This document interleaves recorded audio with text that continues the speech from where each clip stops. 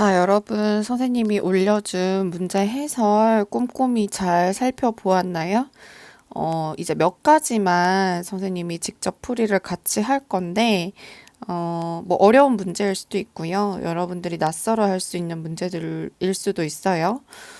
풀이를 많이는 하지 않을 거예요. 수업 시간 했던 내용들을 또 풀이하지는 않을 거기 때문에 반드시 여러분들이 문제를 먼저 풀어보고, 쌤이 올려준 여기 자료 받았죠? 풀이 자료를 통해서 맞게 풀었는지 꼼꼼하게 좀 확인을 해 보시고요.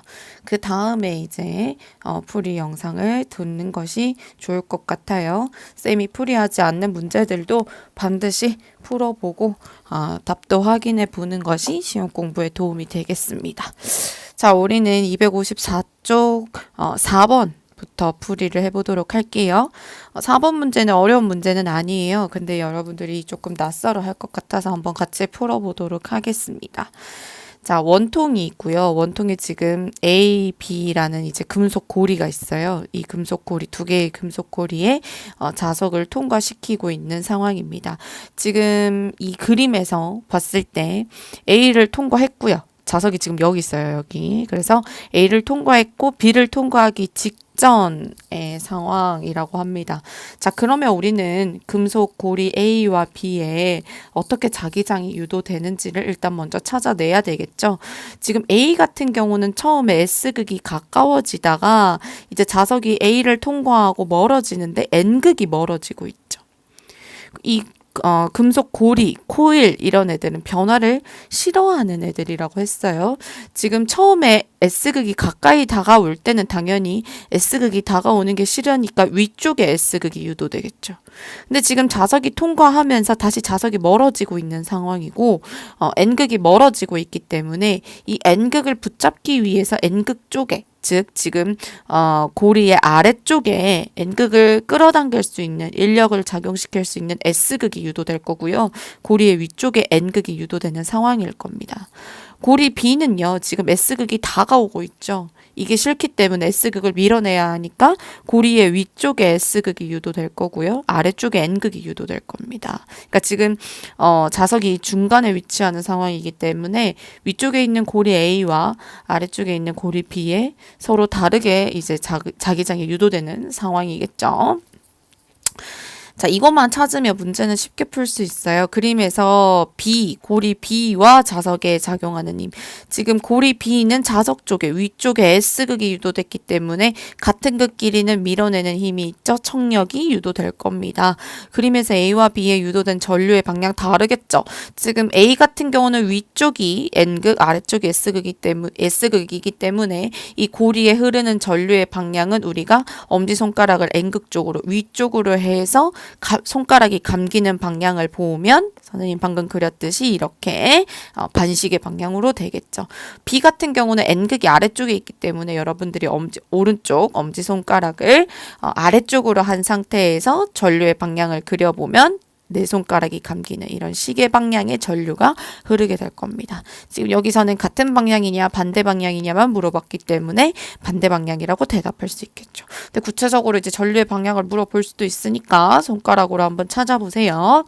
자, 3번. 자석이 B를 통과하는 순간 이제 더 내려오겠죠. 더 내려와서 B를 통과하는 순간 역학적 에너지. 역학적 에너지는 보통 우리가 위치 에너지와 운동 에너지 합 을 역학적 에너지라고 하는데요. 지금 이 문제 상황에서는 이 자석이 움직일 때 고리에 전기 에너지, 전류가 유도되죠. 그쵸? 즉, 이 자석의 움직임, 즉, 역학적 에너지의 변화가 있어야 금속에 전류가 통할 수 있다. 즉, 자석의 역학적 에너지가 금속의 전기 에너지로 전환되는 상태입니다. 지금 A 고리가 위쪽에 있고 B 고리가 아래쪽에 있기 때문에 A를 지나와야 B를 통과할 수 있죠. 즉, A보다 지금 B 고리가 더 아래쪽에 있는 상황입니다.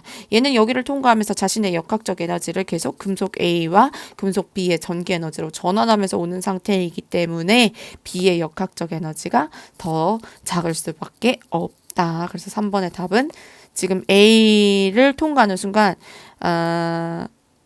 지금 B의 그쵸? 문제를 다시 보면 B를 통과하는 순간 역학적 에너지는 A를 통과하는 순간 역학적 에너지보다 큰가 작은가 동일한가 물었기 때문에 그러니까 B를 통과하는 할 때 이제 역학적 에너지가 A보다 크냐 작냐라고 물어봤으니까 작다라고 대답해야 맞겠네요. 자, 다음 페이지 6번 문제 볼게요. 지금 자석을 가까이 하면서 코일에 전류가 흐르게 한 상황이라고 했습니다. 그래서 여기 지금 자석이 어떤 극인지도 없었고요. 그쵸? 코일에 어떤 자기장이 유도되어 있는지도 안 적혀 있었어요. 보통 이제 이것도 어려운 문제는 아닙니다. 어려운 문제는 아닌데 보통 뭐 N극이냐 S극이냐 어떤 자석을 가까이 해주느냐 멀어지게 하느냐 이렇게 나와 있는데 문제가 지금 자석에 어떤 극이 가까워지고 있는지를 모르는 상황이에요. 그쵸?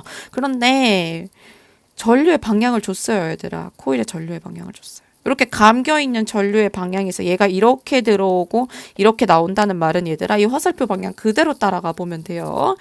이렇게 따라 들어가서 앞쪽으로 지금 전류가 흘러서 뒤로 넘어갔다가 앞쪽으로 오르고 뒤로 넘어갔다가 앞쪽으로 오르고 있는 상황이죠. 그렇게 해서 얘들아 이렇게 쭉쭉쭉쭉 전류가 흘러서 마지막에 빠져나오고 있는 상황이죠. 그럼 우리가 앞쪽에서 봤을 때 지금 전류가 그리니까 조금 헷갈릴 수도 있겠네.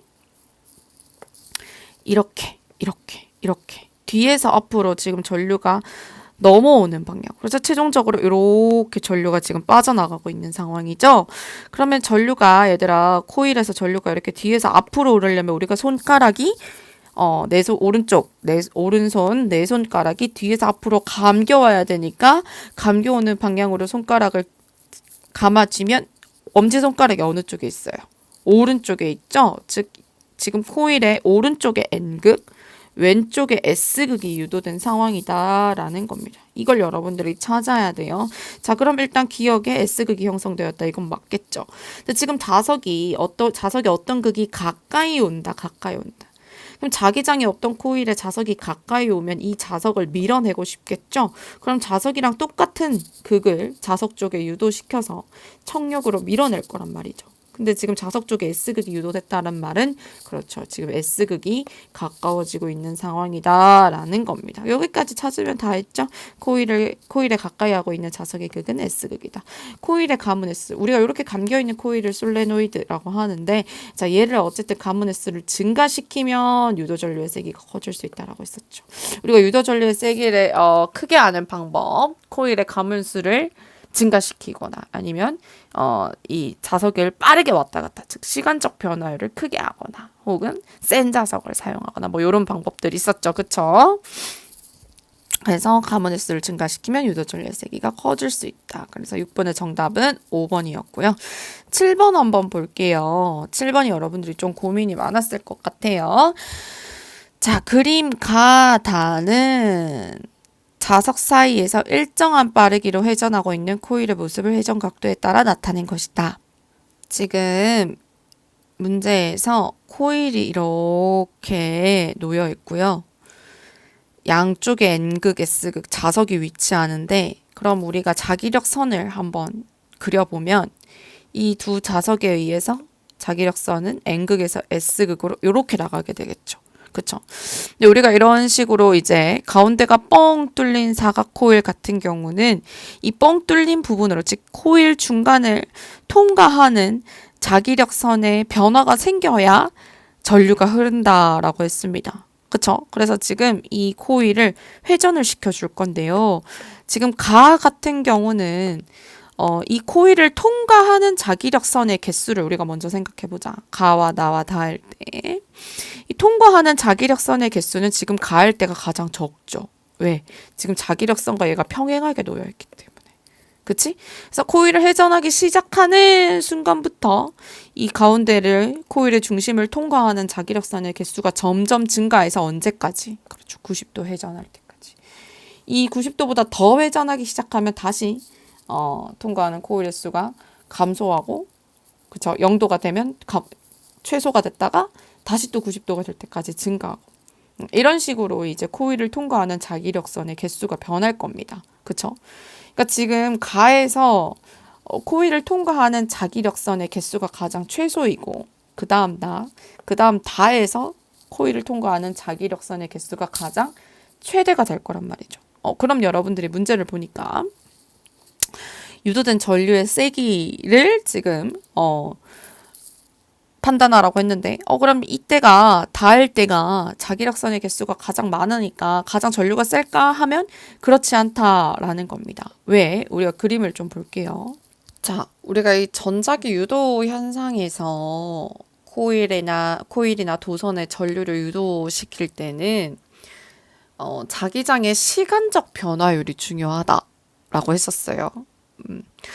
패러데이 법칙을 쌤이 그때 수업 시간에 이제 적어서 식을 직접 적어서 보여주긴 했었는데 뭐 여러분들이 이제 식을 가지고 계산하는 걸까지 알 필요는 없으나 개념은 알고 있는 게 좋아요.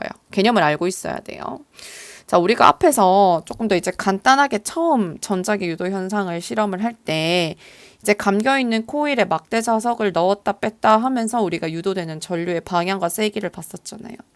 그때 얘들아, 이 코일 속에 자석을 넣어둔 채로 가만히 있으면 전류가 흘렀나요? 흐르지 않았어요. 그건 왜? 아니, 코일 안에 지금 자석이 들어있으면 코일이 직접 자기장 안에 들어가 있는 경우인데 얘들아, 우리가 지금 이 상황에 비교해보자면 지금 90도 회전했을 때 얘들아, 자기력선이 가장 많이 이 코일 속을 통과하잖아요. 그럼 감겨있는 코일에 이렇게 감겨있는 이 솔레노이드에 우리가 자석을 다 이렇게 통째로 통과시킨 상황이야. 그러면 이 자석이 가지는 자기력, 자기력이 미치는 공간, 자기장이 있겠죠. 얘가 그때가 전류가 가장 세게 유도돼야 되는 것 아니니? 그치? 근데 전류가 통하지 않는다. 자석을 넣어둔 상태로 가만히 놔두면 전류가 통하지 않는다라고 했어요. 왜냐면 우리가 전자기 유도 현상은 자석의 시간적 변화율이 중요하기 때문이에요. 앞에서 그 1번 문제에서도 마찬가지로 그러니까 센 자석을 사용하는 것도 중요하지만 이 시간적 변화율이 중요하다. 그래서 우리가 앞에서 자석을 이렇게 가까이 가져가거나 멀리 가져가거나 하는 실험을 할 때 이 자석의 움직임을 빨리 할 때, 그쵸? 이 자기장의 시간적 변화율을 빠르게 했을 때 전류가 더 세게 통한다라는 걸 알 수 있었다. 그쵸? 이 그림을 다시 보면 지금 코일이 90도로 움직인 경우에 그쵸? 이 90도로 움직인 경우에 얘는 통과하는 자기력선의 개수는 최대가 될 거예요. 최대가 되지만 오히려 지금 보면 그래프에서 지금 얘가 지금 코일이에요. 코일이 지금 자기력선과 평행하게 놓여 있는 경우, 45도 회전한 경우, 90도 회전한 경우이고요. 지금 아래쪽에 있는 그래프를 우리가 좀 봐야 되는데 지금 보면 파란색으로 나타난 이 선이 유도 전류의 세기예요. 전류 세기. 지금 오히려 90도 회전했을 때 얘들아 전류의 세기가 최소인 것을 볼 수 있죠. 그쵸? 오히려 지금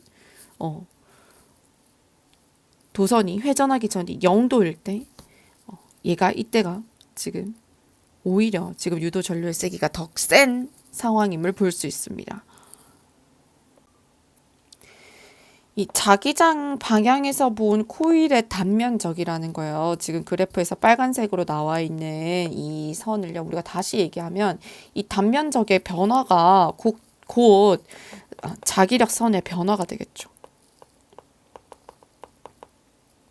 그러니까 지금 이 단면적이 변한다라는 것 자체가 이렇게 변하고 있죠. 지금 결국 이 코일을 통과하는 자기력선의 이제 변화율, 우리가 앞에서 얘기했던 그 시간적 변화율이라고 생각을 할 수 있거든요. 근데 지금 이 코일이 90도 회전한 경우 이 순간에는 얘들아 통과하는 자기력선의 개수는 많지만 지금 이 자기력선의 변화를 나타낸 그래프를 보면 얘들아 기울기가 어때요? 이 그래프의 기울기가 0이에요. 그러니까 이 자기력선의 시간적 변화율이 0이라는 거죠. 오히려 이때 얘들아 보면 이 기울기에 지금 이 자기력선의 변화를 나타낸 이 선의 기울기가 더 크다라는 것을 알 수 있죠. 그러니까 지금 이 기울기가 가장 클 때 우리가 앞에서 얘기했던 그 패러데이 법칙을 얘기할 때 델타 T분의 델타 파이 이 자기력선의 변화 자기장을 우리가 앞에서 실험했던 거랑 적용을 해본다면 자석을 빨리 움직일 것인가 느리게 움직일 것인가 즉 이 자기장의 시간적 변화율이 이 기울기가 클 때 더 크다라는 겁니다. 그래서 이 순간 오히려 유도 전류의 세기가 더 크다라는 거죠. 그래서 우리가 만약에 통과하는 자기력 선의 개수를 물어본다면 당연히 90도일 때가 최대이지만 유도 전류의 세기를 물어본다면 우리가 지금 유도 전류의 세기 변화와 자기력 선의 변화, 즉 이 그래프에서 단면적의 변화, 자기력선의 변화의 그래프가 동일하게 나타나지 않기 때문에 그러니까 이 순간에 자기력선의 변화가 더 크게 나타난다라는 거죠. 유도 전류의 세기는 오히려 이때가 더 세게 나타난다. 90도일 때 최소로 나타난다. 이걸 좀 기억을 해야 됩니다. 그래서 문제로 가보면 그 순간에 유도된 유도 전류의 세기를 나타내라고 했기 때문에 지금 이때 가할 때가 가장 크고요. 그러니까 이 순간 딱 이후에 이제 자기장의 변화가 가장 크게 나타날 거다라는 겁니다. 이 그림에서 기울기가 가장 크게 나타난다라는 거죠. 이때는 기울기가 0이니까 90도일 때는. 그래서 유도된 전류의 세기는 0도일 때가 가장 크고 90도일 때가 가장 작고 이제 45도는 그 중간이 되겠죠. 그렇죠? 그래서 7번에 이제 유도된 전류의 세기는 가가 가장 크고 다가 가장 작다. 다음 페이지 넘어가서 우리 260쪽 4번 문제 한번 볼게요. 이것도 어려운 문제는 아닌데요. 우리가 보통 손실 전력에 대한 이제 이야기를 수업 시간에 많이 했었는데 소비 전력에 대한 이야기가 나와서 한번 같이 풀어보도록 하겠습니다. 자, 220V 전원에 연결했을 때 각 전기 제품 A, B, C, D가 나타내는 지금 소비 전력이 나와 있어요. 우리가 보통 그 회로에서 전기기구, 우리가 변압기, 여기 밑에 나오는 변압기에서도 마찬가지고, 이제 전원에 연결되는 1차 코일, 얘를 우리가 원하는 대로 전압을 높이거나 낮춰서, 이제 최종적으로 우리가 이 전압을 공급하고 싶은, 전력을 공급하고 싶은 전기기구를 이제 연결을 하는데, 보통 우리가 저항으로 표시를 하죠. 즉, 이 최종적으로 전기기구에서 나타나는 소비 전력은 누구랑 관련이 있냐 하면, 이 전기기구가 가지고 있는 저항과 관련이 있다라는 뜻으로 볼 수 있어요. 그러니까 우리가 전력은 여기 위에 한번 적어볼게요. 전력은 기본적으로 전압 곱하기 전류죠. 그쵸? 이걸 우리가 소비 전력으로 나타낼 때는 오메 법칙 V는 IR을 적용해서 V 대신에 I를 우리가 적용을 해서 I 제곱 R 이렇게 많이 나타냈고요. 손실 전력을 나타낼 때. 손실 전력, 그쵸? 이제 소비 전력을 나타낼 때는 우리가 220V 동일하게 이제 전압을 공급을 하잖아요. 그럼 전압은 일정하다라는 거죠. 그러면 최종적으로 이 전기 제품에서 나타나는 소비 전력은 누구에게 달려 있느냐? 바로 저항에 달려 있다. 그 전기 기구가 가지고 있는 저항에 달려 있다. 그래서 이번에는 이 I 대신에 얘들아, V는 IR이면 I는 어떻게 됩니까? R분의 V 이렇게 안 적히네. 자, 다시. I는 우리가 I 대신에 R분의 V 이렇게 대입할 수 있겠죠? 그러면 전력은 최종적으로 R분의 V가 두 개니까 V제곱. 얘를 보통 우리가 소비 전력 이렇게 표시를 하거든요. 이거 우리가 편한 대로 표시를 하는 거야. 그죠?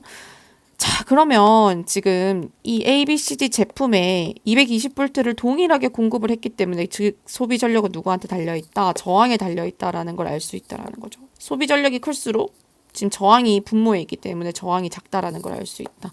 A, B, C, D 중에 소비 전력이 누가 가장 좋아요? C가 가장 좋아요. 즉 얘가 전기 저항이 가장 작은 제품이다라는 걸 알 수 있죠. 기억 맞고요. 단위 시간당 소비하는 전기 에너지 이게 뭐야? 이게 소비 전력이잖아. 그치? 가장 작은 거 B. 맞습니다. D에 흐르는 전류의 세기는 D와 지금 A에 흐르는 전류의 세기. 우리 전류의 세기는 누가 결정합니까? 저항과 전압이 결정을 하죠. 지금 이 A, B, C, D 다 공급한 전압은 똑같습니다. 즉 저항을 가지고 우리가 전류를 비교할 수 있겠죠. 누가 저항이 크냐는 아까 소비 전력을 가지고 비교할 수 있었죠. 지금 소비 전력 누가 더 커요? D랑 A 중에 A가 더 큽니다. 소비 전력이 크면 동일한 전압을 공급했을 때 저항은 작다라는 얘기니까 즉 A가 저항이 더 적어요. 그쵸?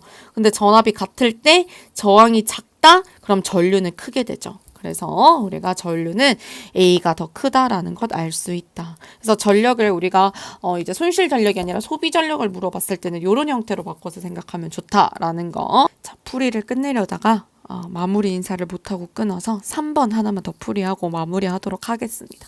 뒤에 에너지 파트는 여러분들 충분히 풀 수 있을 거예요. 꼭 풀어보시고 풀이 확인해 보시고요. 정말 이해가 안 된다 하면 또 수업 시간에 질문하시면 됩니다.